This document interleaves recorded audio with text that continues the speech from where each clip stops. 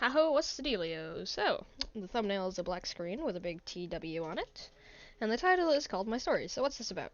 Well, first off, trigger warnings.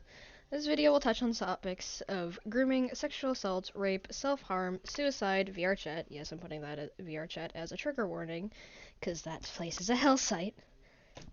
And with that said, at any point, if you get uncomfortable, please take a break, pause the video, or just stop watching in general. Well, that's it. Let's get this shit show on the road. So this is not my normal content, and I understand if you don't want to listen to my nonsense. That is alright. This is gonna be a video about 3 things. 1, my story about being groomed. 2, how I handled it. And 3, a question I wanted to answer. I want to make this clear. I will not be naming my groomer for a few reasons. 1, I, unlike most internet drama, have gone to the police about this situation. 2, I just want to talk about my experience and how it looked for me. And 3, I want to shine a light on how grooming can look. I want my page to be a safe space for anyone who has gone through something similar like me. Feel free to vent in the comment if you want, but please do not put any private information in your vent. Thank you. Okay, so this part's gonna be my story about being groomed. If you don't want to hear this and just want to hear how I handled the whole situation, or if you just want to hear the small question that I have to answer, please skip to whatever time is on the screen. If you want to listen to my story, please keep your mental well-being in mind, and if at any point you feel uncomfortable or feel like you're getting triggered, please take a break and remember it'll be okay and it was never your fault. So, my story. It started when I was 15, and it was either June or July. My memory is shit sometimes, so I don't remember if I met this man in June or July. It was the year 2022, and I met my groomer, we shall call him Bear, when I was hanging out with a group of friends. Bear creeped me out in the beginning, and I really wish I listened to my gut about him, but at last, I did not. I pushed my feelings about him away, because most of my friends liked him. I was friendly to him at first, and slowly became friends with him. That friendship started to blur my original feelings about him. We grew close quickly, and I would hang out with him both with the friend group and alone. It started out fine. Things were normal-ish for a friendship between an adult and a child. It wasn't until I turned 16, and it was October, when things took a dark turn. Now I'm going to take a small break to explain a few things.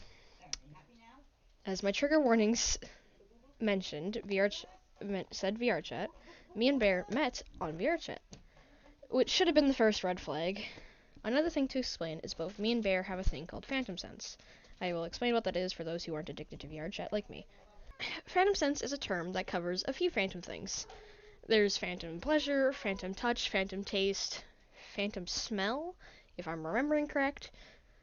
Basically, if it's one of the 5 senses, there's a phantom version of it.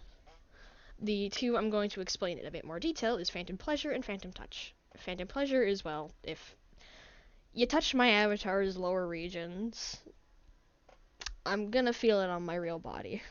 And phantom touch is the same, but more wholesome. If you hug my avatar, I will feel that on my human body. Alright, back to the sadness. A few things that caught me off guard about Bear was a habit he had. Every time we would meet up for the first time of that day, he would kiss me. And it wasn't a platonic kiss on the cheek, or the forehead, or even a joking platonic kiss to the hand. Every time we met, it was only a kiss to the lips.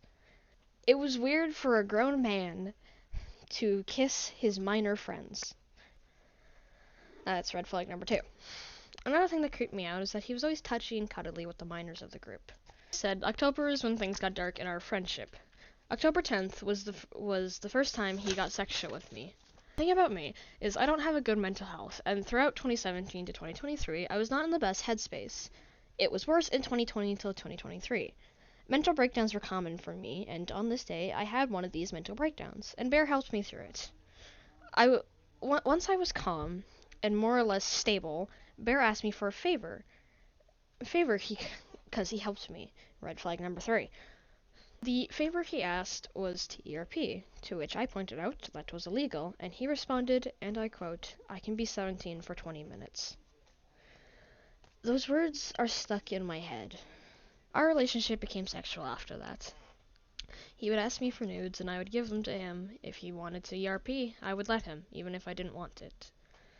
I only consented to him the first time. Even though being a minor, I can't give legal consent. Every time after that, he would just demand it from me.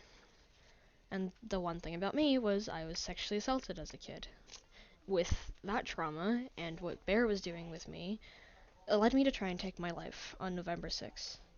With all the guilt and shame about what was happening, I ended up with me in the hospital.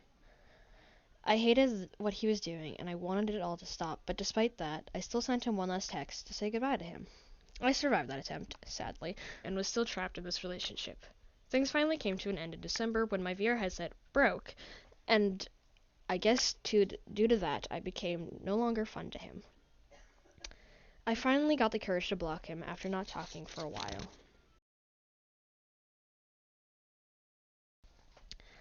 So in this small little part, I want to talk about a few things. I'm the type of kid to listen to a lot of internet drama, and assume I would never go through something like that. I knew what grooming was, I knew what rape was, I knew what sexual assault was, and yet despite knowing about those things, and despite having a partner at the time, I still fell victim to something like that. People tell us to know about stuff like this, because it would help us to see the signs. But knowing about it or not, I still fell victim. Now, I'm not saying that it's hopeless. Knowing about the stuff can help you, but not always. Well, that got depressing. On to part 3. Alrighty, now for some less depressing stuff. This part is me going to explain how I handled the whole situation. So I was groomed from the months of June or January to December, so 6 or 7 months. 6 or 7 months of trauma. How did I handle that? Now, not everyone would be able to do things like me, especially because I handled things like a moron. If you have been groomed, please seek help from a trusted adult, and to know it was not your fault. As for me, I was in therapy throughout all this, but therapy wasn't helping me. For me, talking about my issues leave me feeling re-traumatized, so I never told her about being groomed.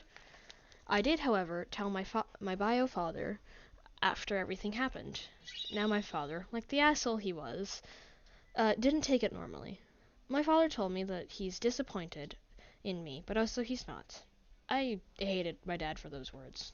Still do.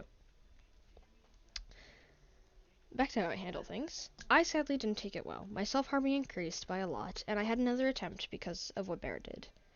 Because of what Bear put me through. I never got help until February of 2023 when I moved in with my mother. I showed her what Bear told me, and she, like a normal adult, went to the cops about it with my permission. I finally started to heal throughout 2023 with the help of my best friend. For me, having his help and the help of my alters, I am now more or less mentally stable. Due to having PTSD, it can be hard, but having help of alters and my best friend, and having a good support system, I was able to start healing slightly. I'm still working on my healing process.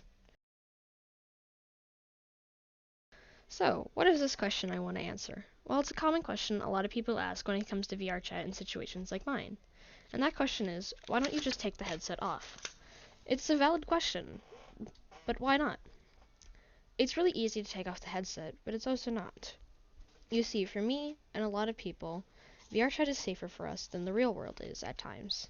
At the time of when I was being groomed, I was living with my bio dad, and living there was hell to me.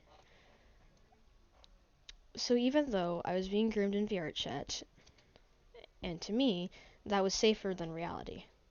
To me, being raped in VR chat was easier to deal with than for me dealing with my father and his bullshit. And that is what it's like to many people. Keeping the headset on can be safer than what is in reality. And I get it, a lot of people like to say, oh, but if something's happening to you in VRChat, just block, take the headset off, or even for the case of when it comes to ERP, and for me specifically when it came to rape, you can easily just move your avatar out of the way, or block the person and leave the world. But sometimes going through that situation, or just dealing with a toxic person or two, can be easier to mentally process than whatever may be happening in real life.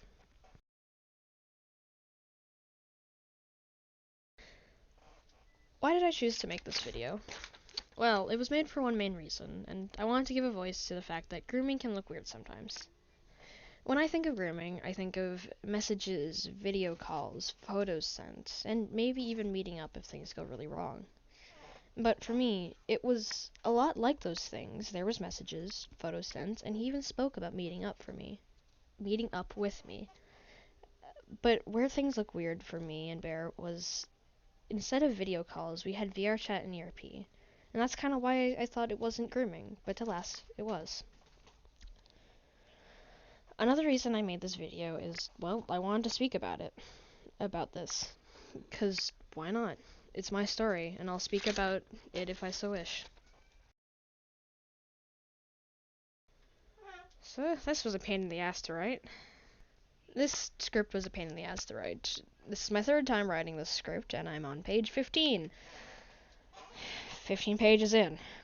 Thank you for watching, listening, dealing with my shenanigans. And please remember, if you're a victim of anything, it wasn't your fault. It never will be. And speak out when you're ready.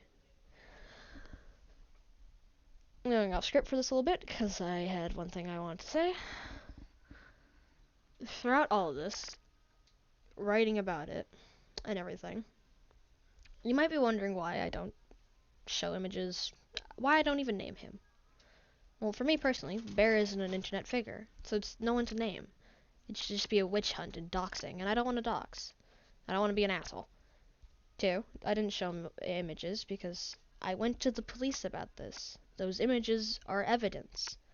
I don't think I'm able to show police evidence of a non-public police report. The only reason I'm speaking about it now is because, well, for me personally, the system has failed me. I went to the cops April 2023. It's 2024 now, and he's still able to message me. I'm not saying the cops won't fail you. Go to the cops if you so desire. But just know, you don't have to speak out if you don't want to. Keep your mental health in the first thoughts of your head. This shit's tough. But also it's not. I have the blessed system of having alters to deal with most of my shit. And I have a best friend who helps me with my shenanigans, and emotional support cat. Most people don't have that. Do not force victims to speak out about their situation, please. Thank you for watching the shenanigans. If you haven't been drinking water today, drink some water. If you haven't eaten food today, eat some fucking food. If it's past 12 a.m. for you, please go to bed. Sleep is important. And with that, thank you for watching. This was a pain in the ass. It's not long, because I didn't need it to be this long. But hey, what do you know? See ya.